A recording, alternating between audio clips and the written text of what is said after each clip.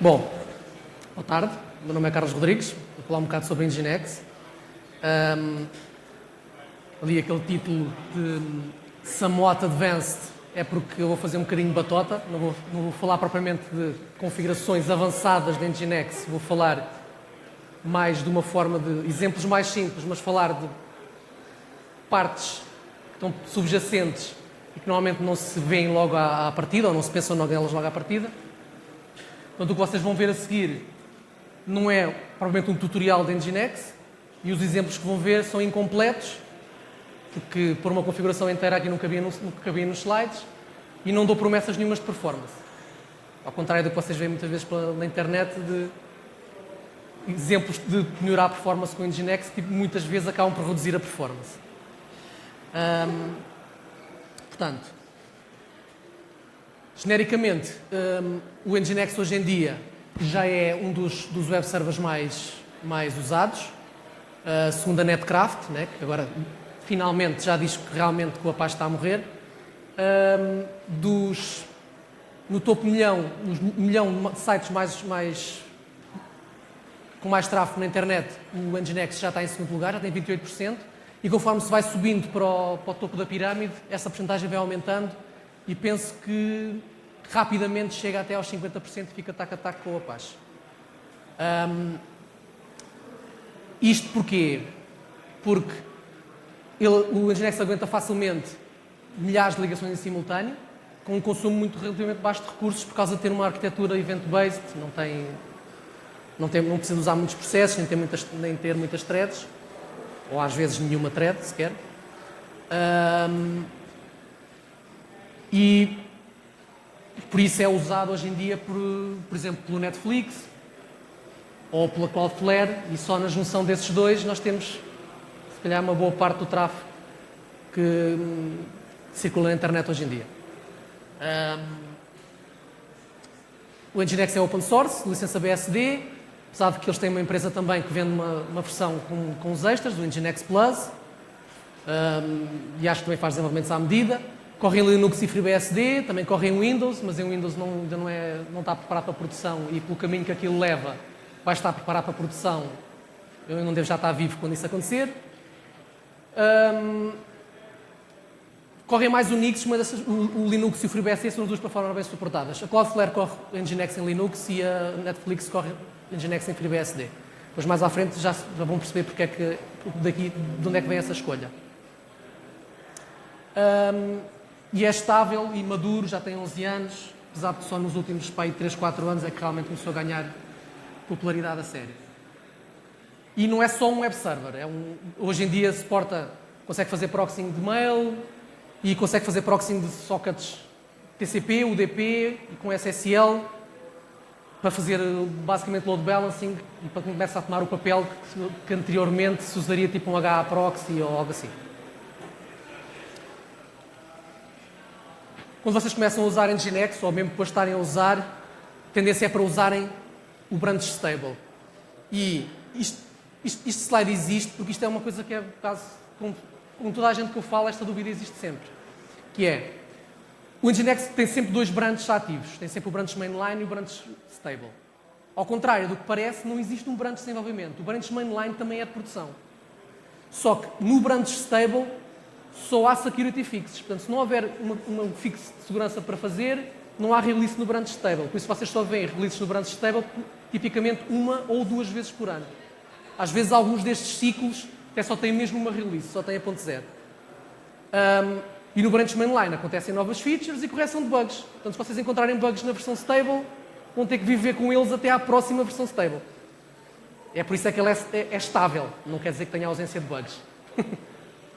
Tipicamente, eu prefiro sempre usar o mainline, se bem que coisas tipo assim, one-off, que vocês põem ali, é simples e fica lá, às vezes faz-se com o stable, que é para não ter que olhar mais para aquilo. Menos durante um ano. Tem hoje em dia também pacotes para as distribuições principais, para Debian, para as derivadas de Red Hat, que são atualizadas rapidamente, portanto eu também recomendo usar estes pacotes, em vez de estarem a usar ou os das distribuições, ou compilarem vocês próprios o Nginx. E também, como agora tem que ser, porque é obrigatório, para não serem mal vistos, também tem imagens oficiais do Docker baseadas em Debian. Para começar com exemplos, vou-vos dar tipo um cenário que é relativamente... não é o mais simples, não é trivial, mas é básico, é comum. Então, nós vemos aqui algumas features onde o Nginx é bom e porque é que se tende a usar e onde é que se costuma usar, etc. Então, vocês têm aqui um cenário onde tem uma série de application servers cá atrás que podem estar a responder por HTTP, por FastCGI, também pode ser por WSGI ou SCGI, ele suporta vários protocolos, não só HTTP. Tem aqui uma base de dados e tem um memcache e quando vocês têm um acesso ao application server ele responde, mas queima a resposta para dentro da cache.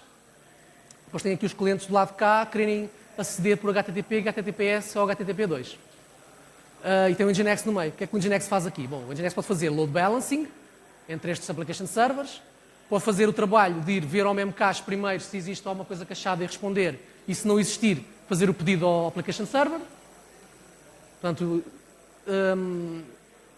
elimina a tarefa de ser a própria aplicação a responder da sua própria cache, o que é uma coisa que eu não sei se até não é mais comum ver isto a ser feito, ser a aplicação ir à cache buscar do que ser o Nginx, mas é mais fixe fazer isso no Nginx. Uma das coisas onde o Nginx dá logo vantagem aqui, para além do load balancing, que já pode-se dizer que é uma coisa avançada, é fazer buffering dos dois lados. Tanto faz buffering dos pedidos dos clientes, até ter o pedido todo, só quando tem o pedido todo é que envia o pedido para trás, como das respostas. Puxa as respostas do back-end ao ritmo máximo que consegue e depois serve o cliente ao ritmo que o cliente conseguir consumir. Isto simplifica enormemente a parte da aplicação. Se vocês não têm que se preocupar em estar a servir clientes lentos, também não se estão a preocupar em servir muitos clientes ao mesmo tempo. Conseguem pensar no vosso application server, na vossa aplicação, como uma coisa mais sequencial, que está a servir, no limite, quase a servir pedidos uns atrás dos outros. E deixam essa tarefa de estar a segurar os clientes todos para o Nginx, que é o que ele faz bem. Portanto, isto é logo tipo... é o low-hanging fruit do Nginx. Se vocês põem o Nginx a funcionar, os buffering é default, tem logo esse benefício. E isto com poucos recursos. Depois podem adicionar em cima disto o Nginx estar a servir ficheiros estáticos, e ele é melhor a servir ficheiros estáticos do que uma aplicação, né, tipicamente. E até podem fazer cache de outras respostas que o application server não cacha por alguma razão. Por exemplo, imaginem que isto é completamente autocontido. Isto consegue responder tudo, incluindo ficheiros estáticos. Vocês podem, para as respostas normais da HTML, é a aplicação que queima para o memcache e vocês vão lá buscar aquilo quando está em cache, mas para os ficheiros estáticos pode ser ele a responder também e vocês colocam em cache no próprio Nginx. Portanto, fazem duas formas diferentes de fazer cache. Uma configuração assim já muito removida dos detalhes supérfluos para uma coisa destas será isto. Isto, para quem nunca usou o Nginx, é uma forma de verem mais ou menos o aspecto de uma configuração. Para quem já usou o Nginx, eu vou pegar aqui depois nos detalhes. Ora, nós temos aqui este bloco upstream, quando nós damos o nome App Server Farm, que tem cá duas máquinas atrás, e nós dizemos que essas máquinas, que o algoritmo de balancing para as máquinas, neste caso é um list connections. Vai escolher a máquina que tem menos ligações ativas no momento. E depois há outras hipóteses de algoritmos de balanceamento. Podem ter ligações persistentes, manter ligações para o back-end, que é útil, por exemplo, se for HTTPS, não vou querer estar constantemente a criar ligações HTTPS para o back-end, a consumir recursos, consumir CPU nas máquinas com os handshakes. Um server é um virtual host, neste caso é o default, e aqui este server name com o traço. O traço não é, ao contrário do que parece, se vê muito, porque é muito frequente, parece-me ser uma coisa que é... Isto na realidade é só uma convenção, é um nome que não faz match com nada. Podia ser outra coisa qualquer que não fizesse match com nada. E este aqui só tem o default. Depois tem duas locations. Tem uma location que é proxy, que usa ali aquele upstream para mandar os pedidos para o back-end, e tem outra que fala com o memcache. Esta que fala com o memcache, vocês setam esta variável memcache key com uma chave que corresponde à chave que vai estar no memcache. Neste caso seria o path do URL, os argumentos de query string e esta variável is_args é ponto de interrogação quando existem argumentos de query string e não é nada quando não existem argumentos de query string. E depois, este memcache dpass vai fazer os pedidos aqui ao servidor de memcache usando esta chave. Está a fazer um bocadinho de feedback. No caso de ou a chave não é encontrada ou há erros, por exemplo, o memcache está em baixo ou tem um erro qualquer, a error page que vai servir isto, na realidade, é a location que faz pedido ao application server. E eu quero dizer que no fim é a location que vai servir a error page para estes tipos de erros. Este igual significa que o status HTTP que é retornado ao cliente no fim é o que quer que esta location retornar. Ou seja, este status é detectado fora, a partir do momento em que a gente salta para ali. Com isto dá para ver que há algumas coisas. E depois podem setar aqui um header custom a dizer que é um hit e setar os headers de cache control e expires para 5 minutos. É útil. O que é que se retira daqui? Primeiro retira-se que uma das formas fundamentais de pensar nas configurações do Nginx, de fazer configurações do Nginx, é sempre esta história de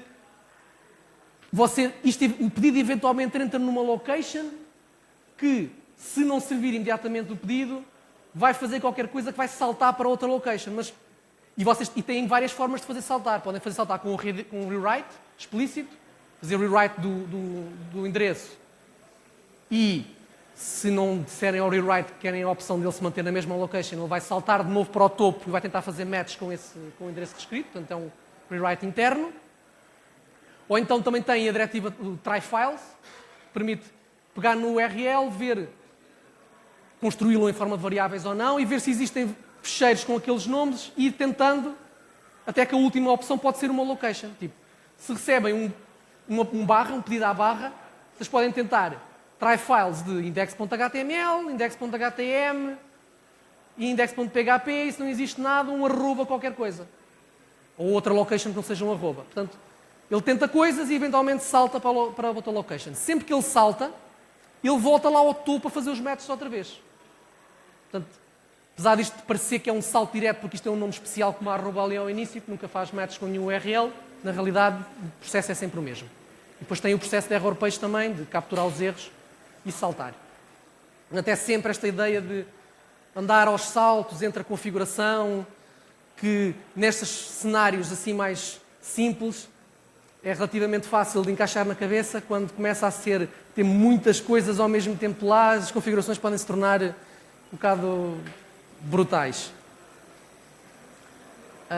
Ok.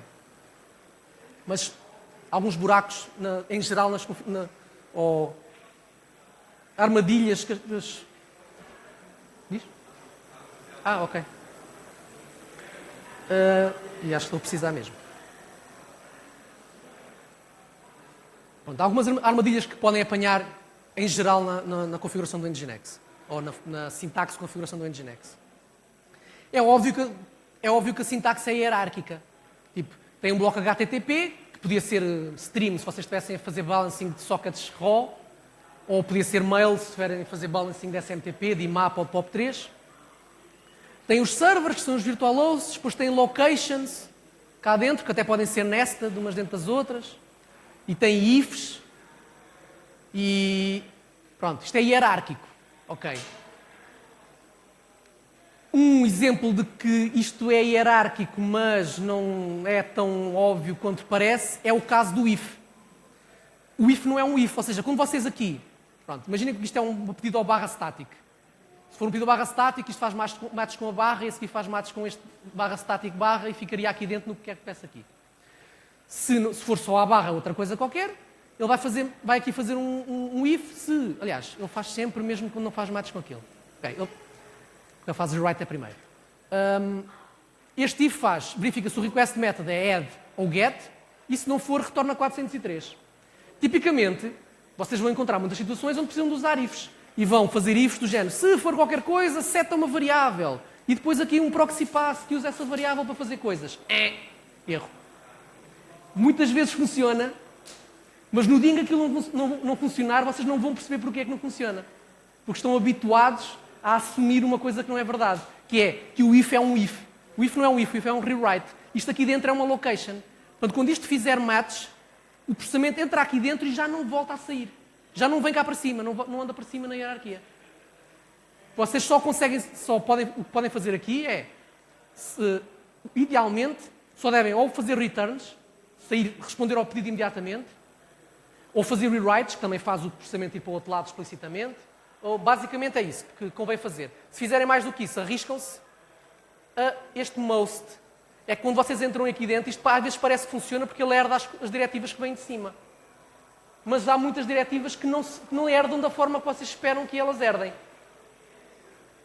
E às vezes, coisas não funcionam por causa disso. E depois tem a ordem com que isto é processado, mas já é o ponto seguinte. O ponto seguinte é que a sintaxe não é imperativa, não tem sequência. É declarativa. Vocês estão a declarar um estado que o Nginx deve dar ao pedido, ou como é que vocês querem que o pedido saia, não a forma como querem que o Nginx faça o pedido pela ordem. Por exemplo, este if, se vocês pusessem aqui um set de uma variável dentro, ele herdaria aqui um proxy pass, e vocês usavam a variável no proxy pass, e isso era capaz de funcionar. Eu não garanto a 100%, mas provavelmente funcionaria. Mas funciona porque as diretivas são processadas pela ordem associada às fases de processamento internas do Nginx, e não à ordem com que elas estão no fecheiro. E aquilo tem montes e montes de fases de processamento do pedido, e se vocês forem ver a documentação de como fazer módulos para o Nginx, vão lá ver isso tudo documentado, porque todas essas fases são pontos onde vocês podem pôr callbacks do próprio módulo, e o Nginx vai chamar o vosso callback para vocês fazerem qualquer coisa e depois regressa outra vez ao processamento. Mas tem, por exemplo, a fase de set de variáveis é das primeiras, acontece primeiro. Depois tem a fase de access, onde tipicamente se faz o access control. Depois a seguir vem o rewrite. E depois há lá mais umas coisas pelo meio. E depois começa a servir o pedido à fase de filtrar os headers. E depois quando os headers estão enviados, é que começa a fase de despejar conteúdo. E quando está a despejar conteúdo já não pode alterar os headers. Portanto, é por esta ordem de fases que as diretivas são executadas. Isso depois pode dar eventualmente muitas surpresas. E depois é a ordem também, mesmo os blocos não são processados pela ordem que estão no fecheiro. Se vocês tiverem misturas entre locations que fazem matches com expressões regulares e locations que fazem matches por prefixo, o que acontece é que as locations que têm expressões regulares, ele vai tentar fazer matches delas por ordem, que está no fecheiro. Se nenhuma fizer match, vai tentar fazer matches com as de prefixo pelaquela que o prefixo for mais comprido, ou seja, mais específica. E não interessa a ordem. Ok. Portanto, aqui o que se retira é não dependam da ordem da configuração e não tratem a configuração do Nginx como se fosse uma linguagem de programação. Outro exemplo. Aqui neste caso, um proxy da HTTP para no fundo é a mesma coisa que tinham antes, mas sem a parte do memcache e com um bocadinho mais de coisas aqui na parte do proxy. Ok. Pronto, aqui neste caso, bem, só tem um virtual host. Nesse virtual host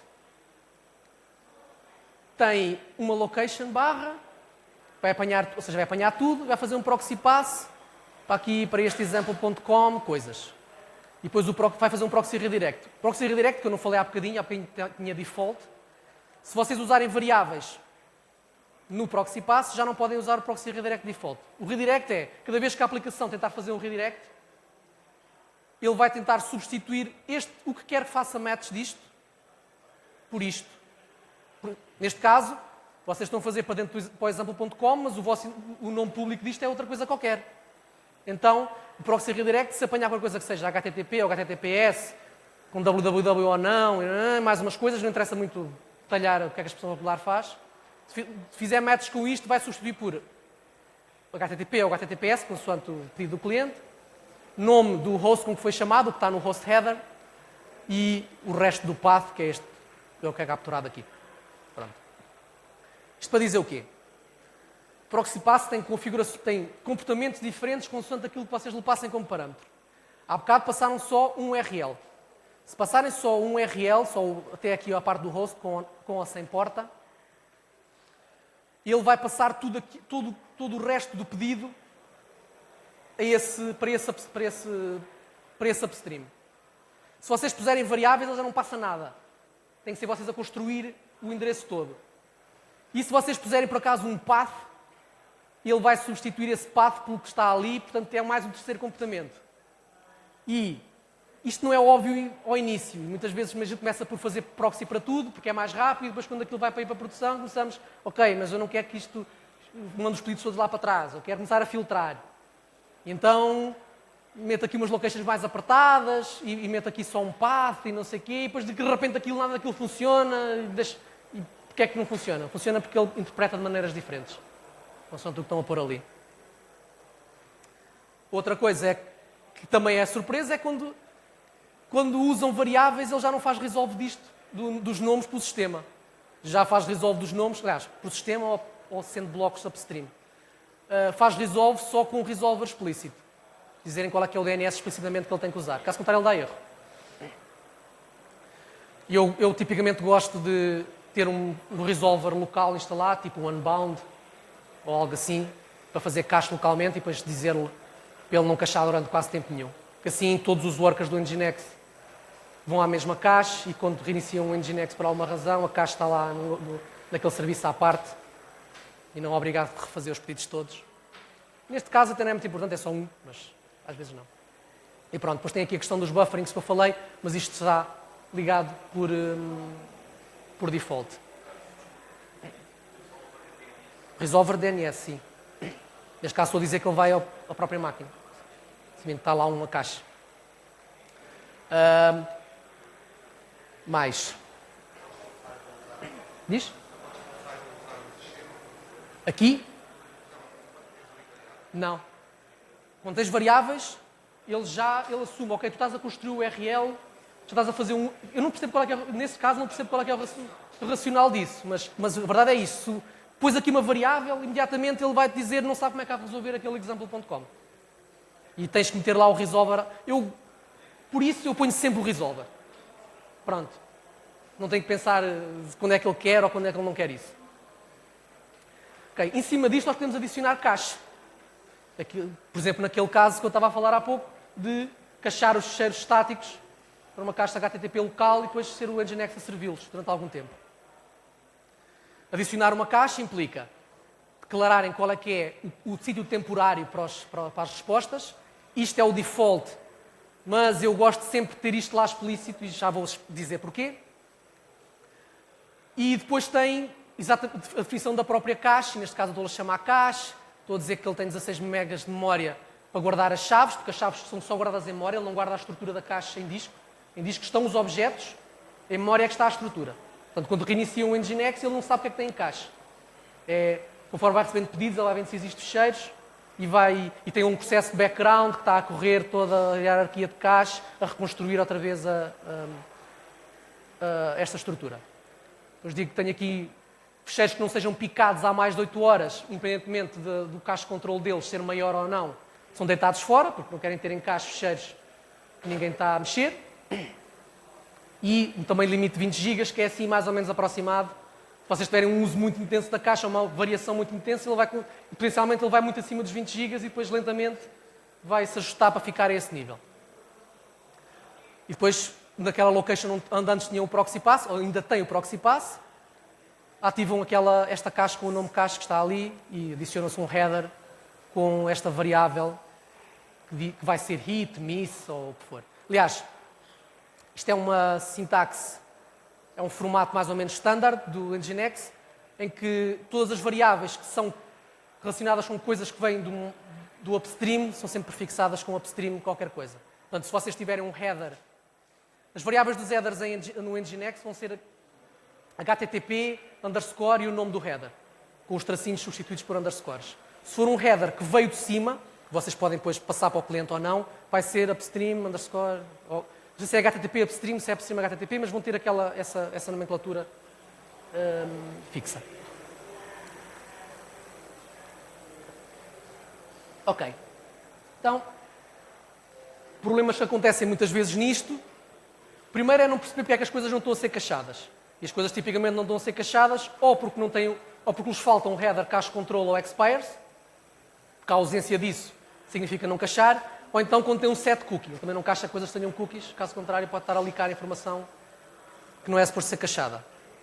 Portanto, esses são os dois pontos que tipicamente, mesmo depois de vocês fazerem isto muitas vezes, é quase, para mim, mas pode ser só eu, quase sempre é ativo cache, aquilo não está a cachar, e quando estava a fazer estes slides foi exatamente a mesma coisa, passei 2 horas a tentar perceber porque é que isto não estava a funcionar, e era porque aquilo tinha lá um header que era só de debug deles, e eu estava a olhar para aquilo e estava a ler que aquilo era um cache control, e aquilo não estava a cachar porque não tinha o cache control, nem expires. Pronto. Esse é o primeiro. O segundo ponto importante, não o segundo ponto porque isto não cacha coisas, é a razão pela qual eu gosto de ter isto explícito. O Nginx cacha as coisas puxando a resposta e começa logo a servir o cliente imediatamente, mas vai puxando a resposta para um fecheiro temporário. Quando finalmente tem a resposta completa, move o fecheiro temporário para dentro da estrutura de cache. Se vocês pensarem, ok, tenho aqui este file system ao lado, que é onde eu vou pôr a minha cache, e definem que a vossa cache fica lá. Mas se isto fica no default, vocês vão ter uma cópia sempre. Aquilo primeiro puxa para o temporário e depois vai ter que copiar de um disco para o outro. Por isso é que eu gosto de ter isto explícito, que é para conseguir olhar para aqui e ver logo que eles estão os dois dentro do mesmo file system. Depois, a questão dos inativos também é importante se vocês tiverem muitos objetos, o que também não é assim tão comum como isso, mas tiverem mesmo muitos objetos em cache. E assumindo que têm aqui memória suficiente para os guardar todos. Mas se vocês, por exemplo, puserem aqui 512 megas, que já é um valor muito grande, isso milhões e milhões e milhões de objetos. Mas se vocês começarem a pôr estes inativos muito para cima, naquela de, ok, eu tenho espaço em disco, eu quero guardar isto tudo e não sei o quê. No dia em que vocês reiniciarem o Nginx, como ele não tem as estruturas da cache guardadas em disco e começa a carregá-las, ele vai começar a contar os inativos neste ponto. Portanto, dali a, vamos dizer que isto tinha aqui 24 horas, dali a 24 horas, todos os objetos que já estavam inativos no momento em que ele arrancou, potencialmente são muitos, vão ter que ser eliminados da cache. E vão ser eliminados da cache de forma bloqueante. O Nginx vai parar, vai ficar encravado a limpar a cache, não vai responder a ninguém até isto acabar. E quando são milhões, isto já me aconteceu, é tipo, uma coisa em pus aqui um nativo para aí de uma semana. Isto tenho centenas de gigas de espaço em disco, é para ficar uma semana, não quer saber. Certo, ao fim de uma semana, tudo parado, não há serviço, o que é que se passa? O Nginx a consumir CPU e não sei o quê, mas o que é que raio se passa? Quem reinicia o Nginx, ficou logo a funcionar. Né? Sai e volta a entrar, está bom. Mais uma semana. Na semana seguinte, isto é mesmo quando um gajo está a aprender, na semana seguinte, põe-me outra vez aquilo parado. E só à terceira, que costuma dizer que é de vez, só à terceira é que, tipo, ok, é um bocado estranho isto ser exatamente de semana a semana ao segundo. O que é que aconteceu de semana a semana? Pois, foi que a primeira vez ele rebentou, reiniciei, uma semana depois ele rebentou, reiniciei, e só à terceira é que já tinha informação suficiente para perceber onde estava o problema. Não há forma nenhuma de fazer isso assíncrono. E aconselho-te, apontei o laser para ti, desculpa, aconselho-te a tentar só se tiveres mesmo. Porque quando tu vires o interior do Nginx, tu vais perceber, tipo, se eu mexer nisto vai ser a minha vida. Aquilo é bastante complexo mesmo. Porque tem que ser. E, felizmente, a malta que faz isto, aparentemente, são muito mais inteligentes do que eu. Pelo menos, para perceber aquilo. Diz.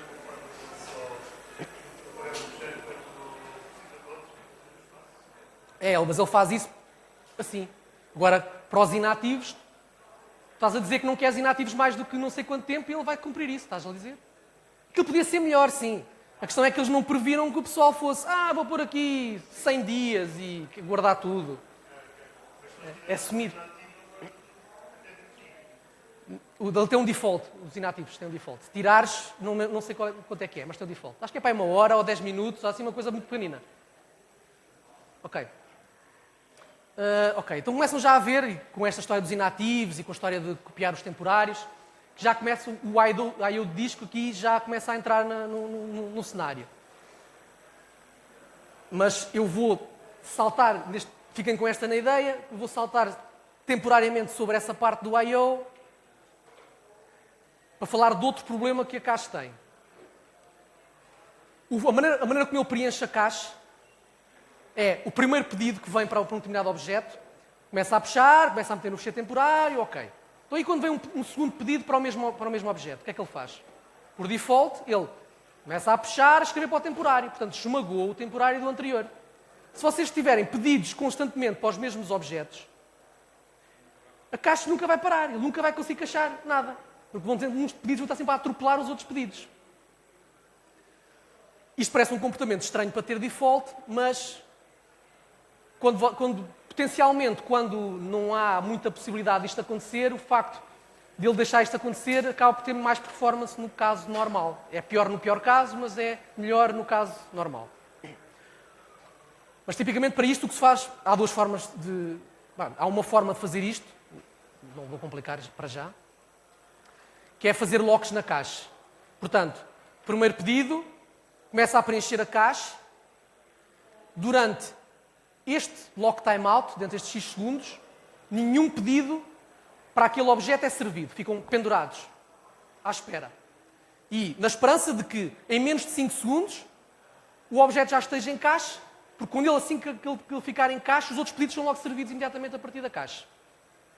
Se este timeout expirar, os pedidos são lançados para cima para o back-end, mas não preenchem a cache.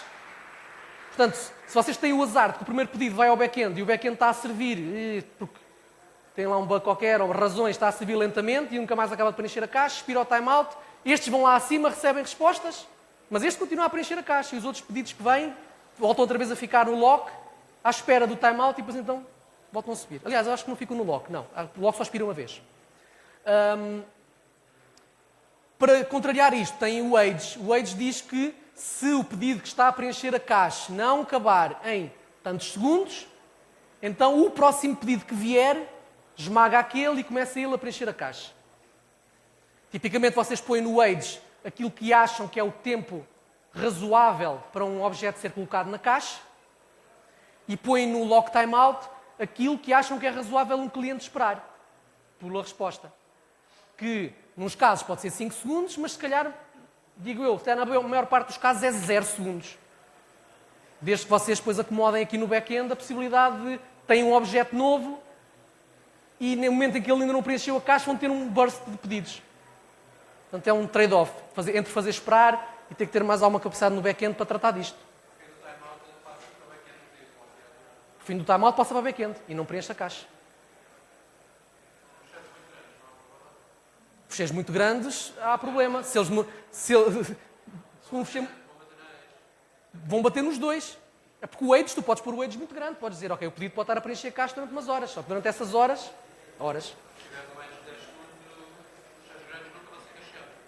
Se tiveres um age de 10 segundos, fecheiros grandes são cachados só se houver um pedido que não for interrompido por outros. Tal e qual como no caso inicial, sem lock nenhum. Pronto. Portanto, vocês não conseguem eliminar o pior caso. Só conseguem, pronto, torná-lo menos provável. Ok. Então, como passei há bocadinho por cima do I.O., vou voltar ao I.O. agora. O Nginx é assíncrono, mas o I.O. diz que não é assíncrono. Isto, demorei algum tempo até... Agora a documentação já está um bocadinho...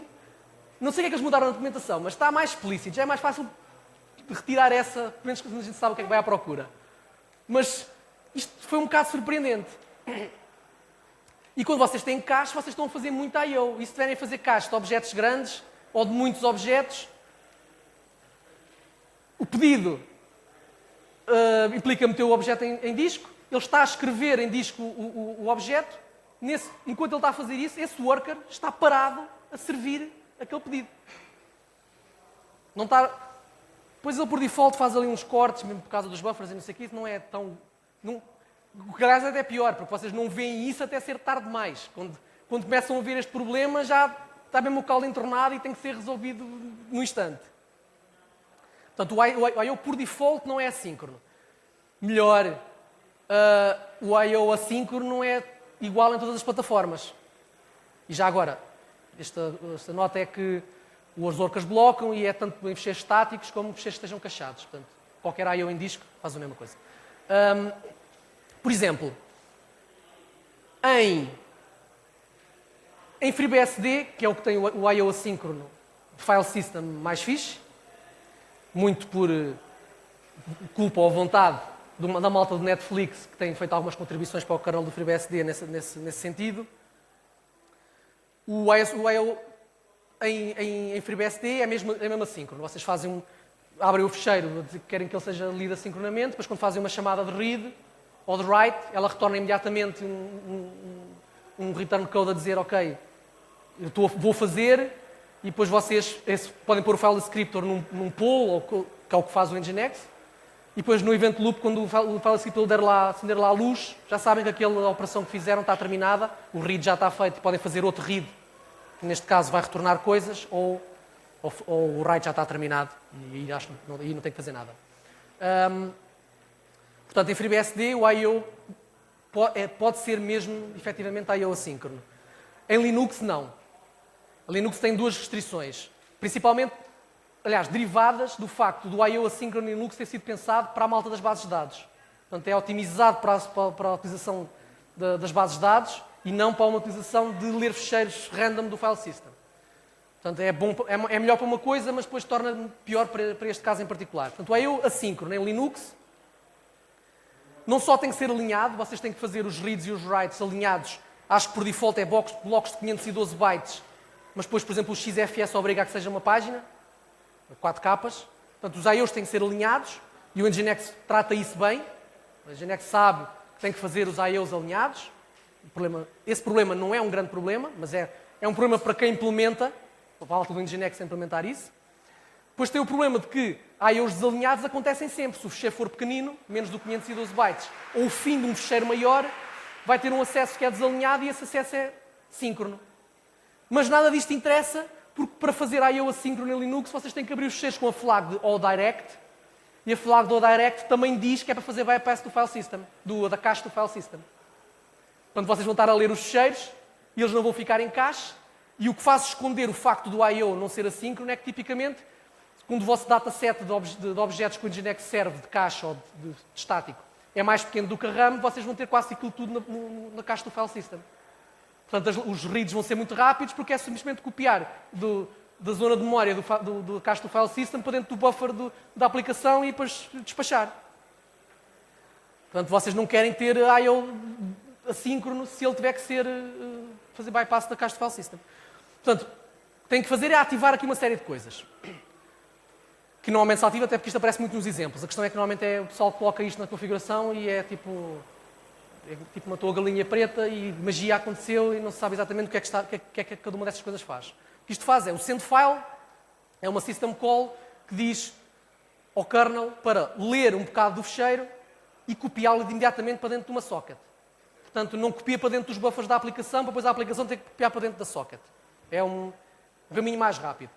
O que isto faz é que, se é mais rápido, também tem menos probabilidades de se notar o bloqueio pelo I/O.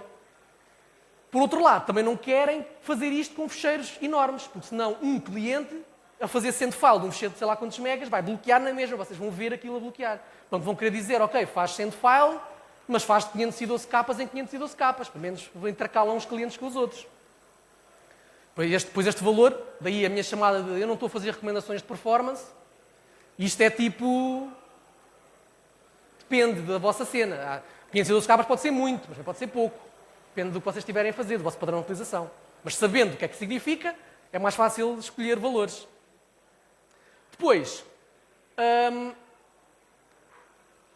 ok, então tem o sendFile, mas isto bloqueia na mesma. Portanto, se vocês tiverem muito acesso, precisam mesmo assim de transformar isto de uma maneira assíncrona. E então têm que fazer uma reza aos deuses dos servidores assíncronos e dizer, ok, vou usar threads.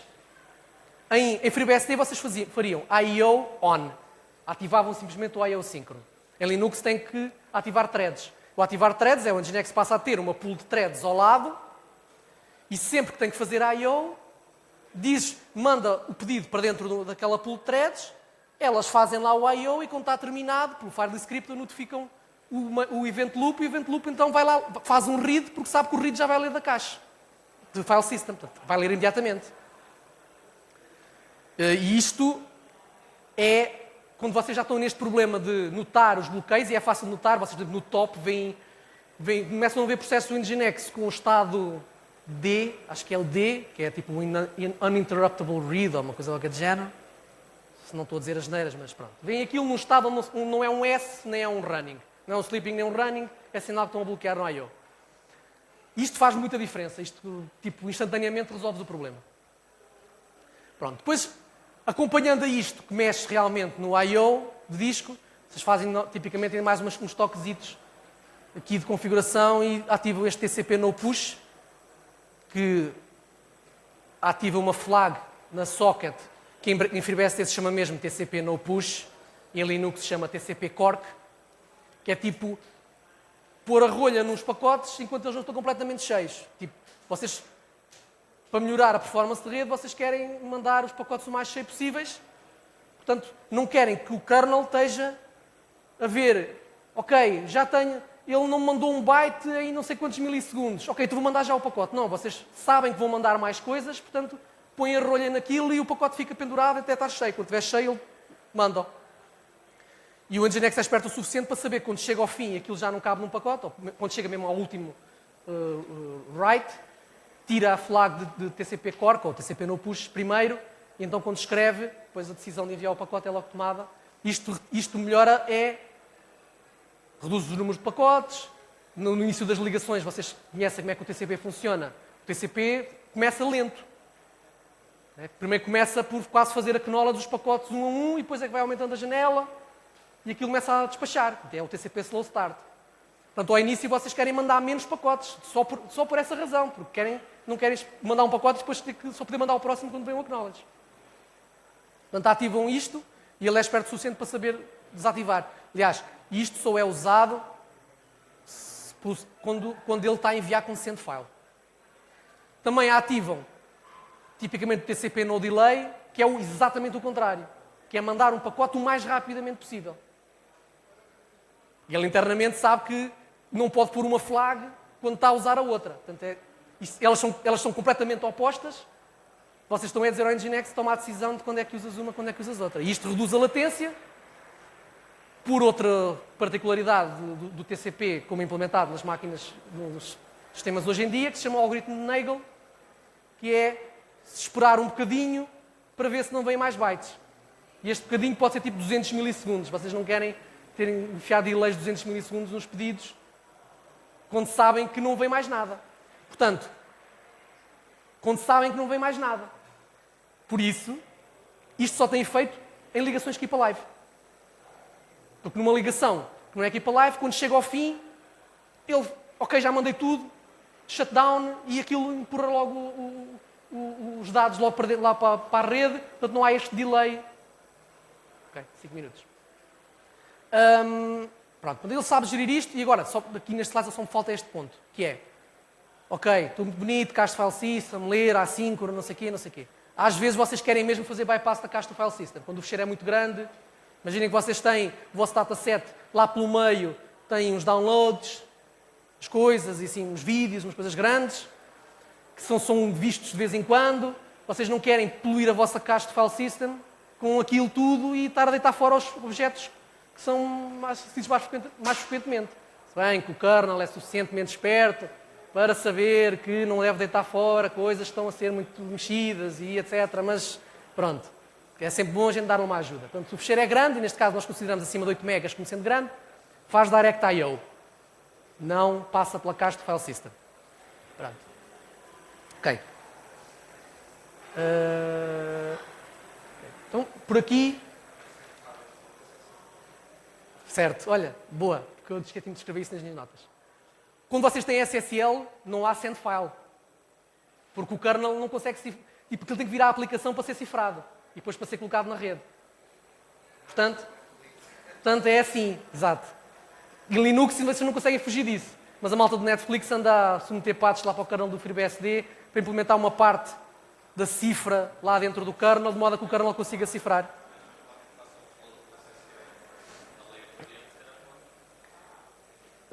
tens o mesmo problema, porque aquilo vem do buffer do file system para o buffer da aplicação e depois a aplicação manda para o buffer para a rede.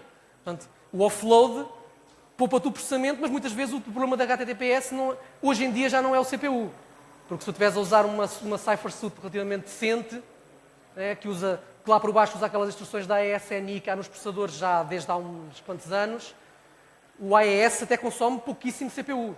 Portanto, hoje em dia já não é o CPU que é o problema são estas cópias. É que as cópias em memória parecem sempre muito simples, porque nós vemos a memória como uma coisa flat, mas a memória não é uma coisa flat, é uma hierarquia de caches, e quando vocês estão a copiar coisas de um lado para o outro e a mandar fora coisas que estão nas caches, estão provavelmente a impactar a performance do outro lado. E já agora, pronto, estas coisas todas é porque vocês querem poupar recursos também na máquina, portanto não querem ter RAM infinita para ter cache de file system e tudo. Principalmente quando é máquinas virtuais e coisas assim do género, vocês querem poupar recursos até para pagar menos nos operadores. Pronto. Isto tudo dá a ideia de uma coisa, que é, que eu até já referi há pouco. Quando isto começa a ficar muito complicado, vocês começam a precisar de mais opções, vão incluir mais módulos, vão pôr para ali coisas, as configurações podem ser... Vocês nunca, não sei se virem alguma vez uma configuração do Nginx com 1000 linhas, aquilo é completamente intragável, só uma pessoa consegue perceber aquilo, e se essa pessoa, quando vai de férias, quando volta, já não sabe o que lá está. É impossível de manter aquilo na cabeça. Portanto, a única maneira, a minha maneira preferida de livrar disto é tentar livrar-me de andar a saltar de um lado para o outro e sacrificar alguma performance em nome de readability da configuração.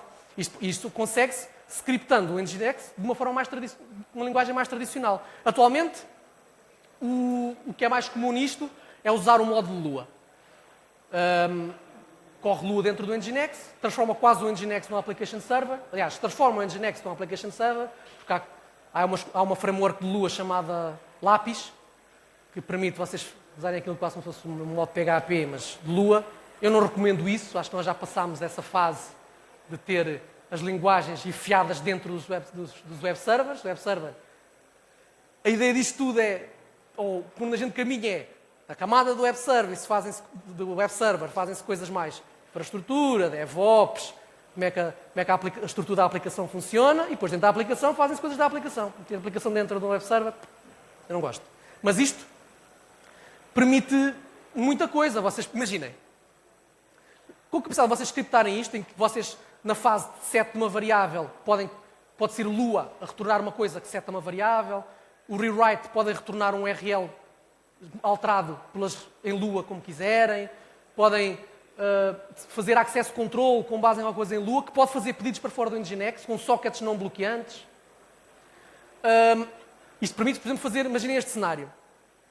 A vossa aplicação atrás está sharded, tem uma data de sets em que, imaginem, tem milhões de utilizadores e há utilizadores que estão neste set de máquinas, há utilizadores que estão neste set de máquinas, há utilizadores que estão no outro set de máquinas. Vocês põem uns Nginx à frente, vamos dizer que é só um, é estúpido, mas para simplificar, vamos dizer que é só um, e esse Nginx pode decidir numa destas camadas, numa destes fases de processamento do pedido, por exemplo, no rewrite ou no access, que é o mais comum de pôr este tipo de coisas. Vocês podem ir a um Redis, ver qual é que é a máquina, o set de máquinas onde está este utilizador, e depois alterar a decisão de routing que vem a seguir. Dizer, agora então o teu proxy pass é para este upstream em particular. Portanto, podem tomar decisões arbitrariamente complexas. E não só em HTTP, como também sockets TCP RAW, com o modo stream. Portanto, e fazer throttling por as regras mais malucas que apetecer e não sei o quê. Muita coisa. Isto implica compilar um Nginx à unha, mas se vocês usarem o OpenREST, que é tipo um bundle que inclui mais uma data de coisas, é muito mais simples do que estarem quero fazer aqui uma cosita, mas tenho que compilar o Nginx. Acho que não.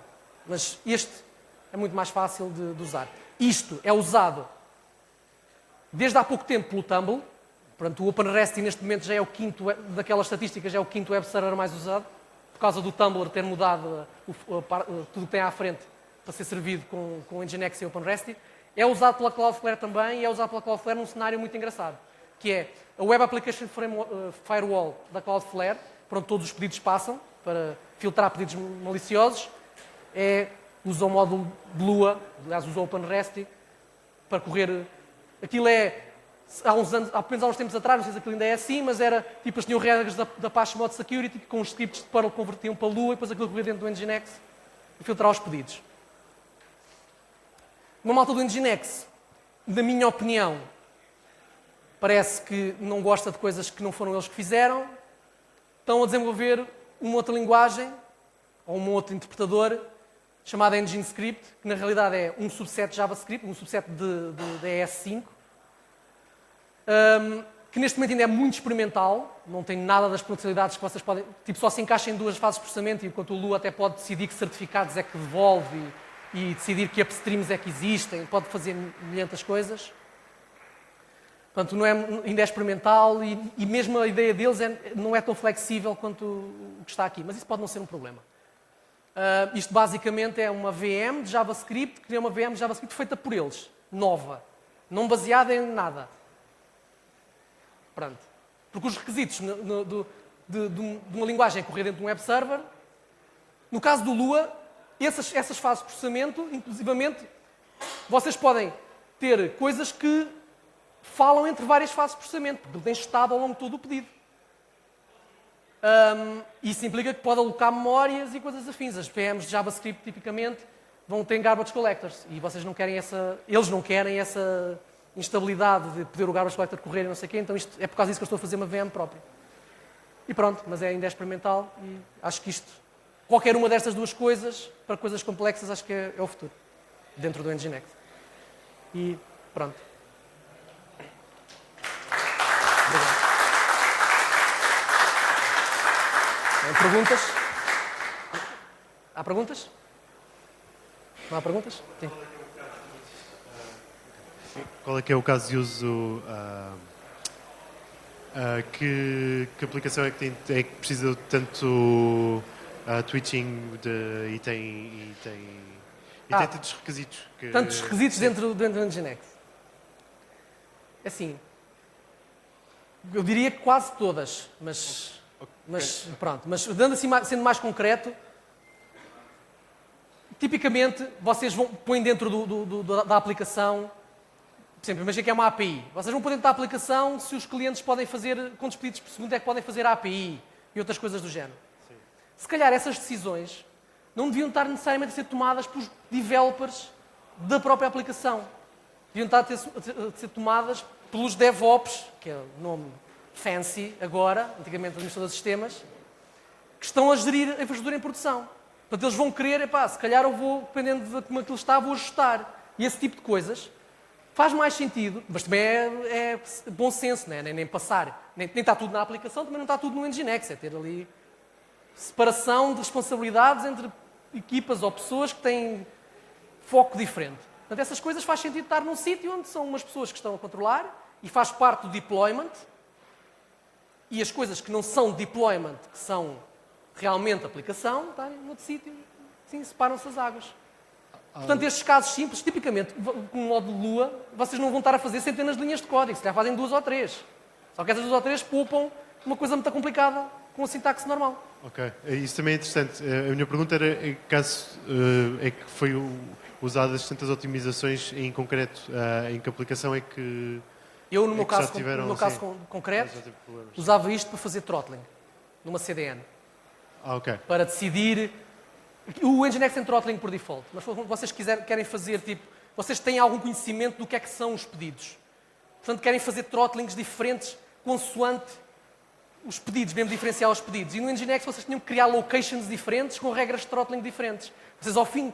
Se têm 10 regras diferentes, ao fim de um bocado têm 10 locations diferentes, ou com o conteúdo todo copiado, ou com includes para outros ficheiros, e um dia destes têm includes por todo lado, não conseguem já perceber a totalidade da configuração, e como ela é declarativa, se vocês não conseguem ver a totalidade da configuração, estão mal. Porque quando há problemas, não têm a visão total do estado da coisa. E agora por exemplo, este caso do rate limiting, não é? Este caso do rate limiting... Sim. É possível se calhar até já haver scripts Lua pré-feitos que funcionam com o Redis ou qualquer coisa para fazer esse tipo de identificação? Possivelmente. Ok. Pode Mas ser isto muito mais interessante e muito mais plug and play do que... Sim, mas como é relativamente simples, um cenário destes, no meu caso, eram tipo 20 linhas. Ok. E não era assim, implicava já ter estado permanente, ter um dicionário de Lua criado, permanente, para guardar o estado entre pedidos. Portanto, Mas e eram só 20 linhas.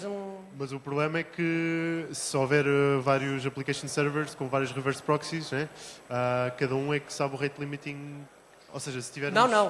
Não, porque o estado da VM, tanto, vocês têm por default tem um estado que acompanha o pedido todo, tem lá tipo um objeto que é o contexto do pedido, onde podem guardar coisas e ver coisas das fases anteriores, mas também tem estado, que podem isso declarar explicitamente, estado que é permanente para o worker.